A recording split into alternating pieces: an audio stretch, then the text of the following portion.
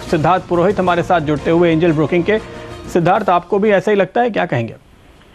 जी प्रदीप, जो reported numbers है ये तो हमारे एक्सपेक्टेशन से थोड़ा हायर साइड पे आया है। और देखने वाली बात ये है कि एक्चुअली एसेट के आंकड़े भी आ गए, तो आपको बता दूं 3.4% पर एनआईएम, मेरे ख्याल से ये फ्लैट है। पिछले क्वार्टर में भी जहां तक मुझे याद है यही आंकड़ा था। नीम्स में कुछ खास बढ़ोतरी नहीं हुई, बट आप अगर देखेंगे तो नीम्स में वैसे भी और फर्दर एक्सपेंशन का स्कोप फिलहाल कम ही था, बिकॉज सारे बैंक्स ऑलरेडी अपना रेट रिड्यूस कर रहे हैं। बट आप जब उनका बैलेंस शीट साइड में देखेंगे प्रदीप, तो ग्रोथ काफी हद तक इंटरेस्टिंग लगता है। ऑलमोस्ट 33% का लोन ग्रोथ किया है, जो कि already on a higher side है जितना हम लोग एक्सपेक्ट कर रहे थे। बट जैसे आप मतलब बता रहे थे कि एसेट क्वालिटी भी काफी हद तक स्टेबल है। आप एक क्वार्टर में देखेंगे तो ज्यादातर कुछ ऐसा डिटोरेशन नहीं दिखा गया है।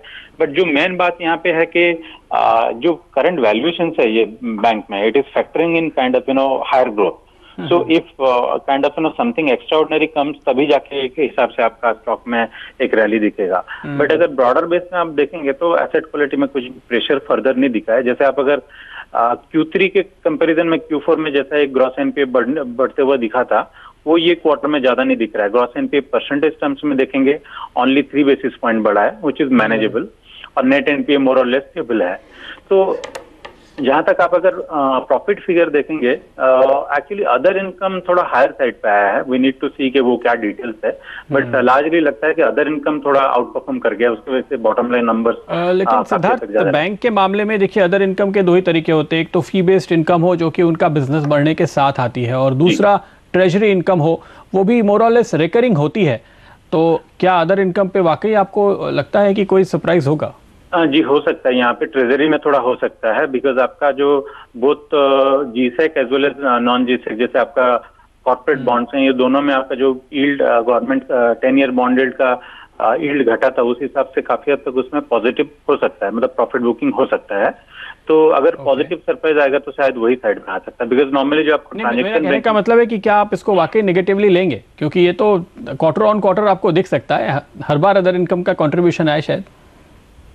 जी, जो ट्रेजरी पार्ट है वो तो हर क्वार्टर में नहीं आएगा, बट जो फी इनकम है वो तो नॉर्मली आपका बैलेंस शीट ग्रोथ को काफी हद तक रिफ्लेक्ट करता है। तो मेरे हिसाब से कुछ नेगेटिव पॉइंट तो नहीं है, बट व्हाट आई बिलीव कि जो अदर इनकम जो एक्स्ट्रा हमारे एक्सपेक्टेशन से ज्यादा आया है, वो काफी हद तक ट्रेजरी गेन से आया रहेगा। That is what we can understand from the current numbers. आपकी कॉल इस वक्त क्या है, रेटिंग क्या है और टारगेट्स क्या है? जी, ये हमारा तो ऑलरेडी टारगेट प्राइस के ऊपर चल रहा है, और मुझे लगता है कि जो रिसेंट रैली जो शार्प दिखा है स्टॉक में, मुझे लगता है कि अभी करंट वैल्यूएशन पे भी अगर देखेंगे तो FY 18 के बेसिस पे ऑलरेडी 2.5 टाइम्स फॉरवर्ड बुक पे चल रहा है। तो मुझे लगता है कि जब large bank like SDFC is trading at 3 times, तो मुझे लगता है कि ये शायद ये लेवल पे एक फेयरली वैल्यूड ही लगता है। आप तो इसको HDFC बैंक के बराबर का वैल्यूएशन नहीं देंगे?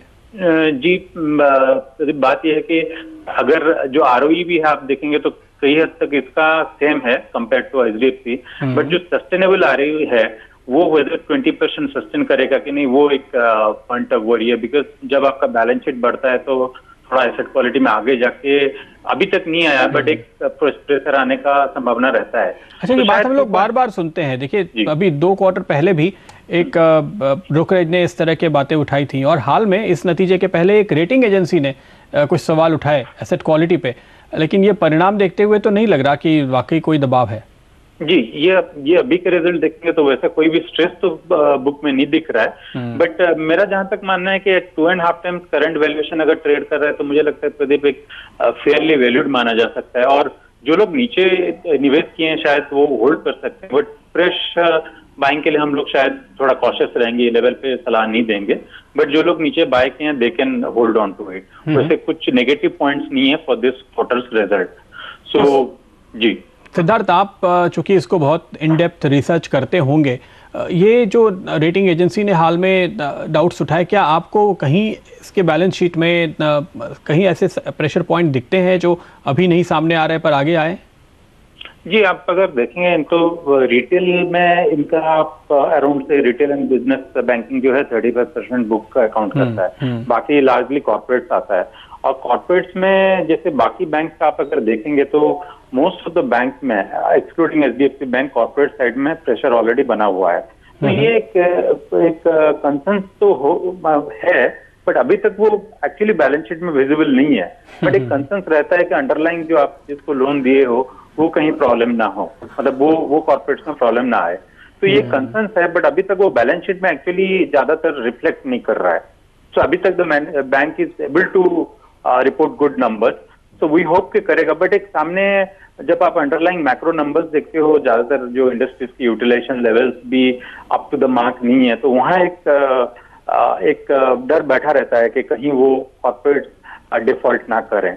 वो बेसिस पे एक मुझे जहां तक मानना है कि वो एक कंसर्न हो सकता है। अदरवाइज आप अगर परफॉर्मेंस बेसिस में देखेंगे, ऐसा there is no red flag as of now. अभी ऐसा कोई नेगेटिव पॉइंट नहीं बता सकते हैं इसके बारे में।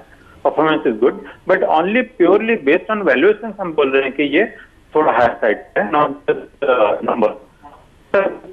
नतीजे अच्छे आए हैं, बट जो शार्प रैली दिखा है स्टॉक में लास्ट 2-3 महीने में, थोड़ा एक फेयरली वैल्यूड लग रहा है। So purely based on that argument we are saying कि जो नीचे लेवल पे निवेशक हैं वो होल्ड कर सकते हैं, बट फ्रेश इन्वेस्टर्स थोड़ा कॉशियसली अप्रोच करना चाहिए स्टॉक को। That is our take on this stock. Okay Siddharth, बहुत बहुत शुक्रिया आपका हमारे साथ जुड़ने के लिए। सिद्धार्थ कह रहे हैं यस बैंक के नतीजे अच्छे हैं, इसमें कोई शक नहीं है, लेकिन जिस तरह का डर था कि कोई सरप्राइज आ सकता है, वैसा कुछ भी नहीं आया है। ये काफ़ी अच्छी बात है। उसके बावजूद स्टॉक थोड़ा कमज़ोर हो रहा है, तो इसकी वजह यह है कि ये फेयरली वैल्यूड हो चुका है, काफ़ी महंगा दिखता है इस वक्त इन्हें, और अब यहाँ से ऊपर जाने के लिए कोई ऐसा कारण एनालिस्ट नहीं ढूंढ पा रहे हैं जिससे वो इस वैल्यूएशन को या यहाँ से 10, 15, 20% ऊपर के टारगेट को जस्टिफाई कर पाए। तो ये स्थिति फिलहाल फंडामेंटल तौर पे यस बैंक के सामने आती हुई। वक्त है हमारे लिए फिलहाल एक छोटे से ब्रेक।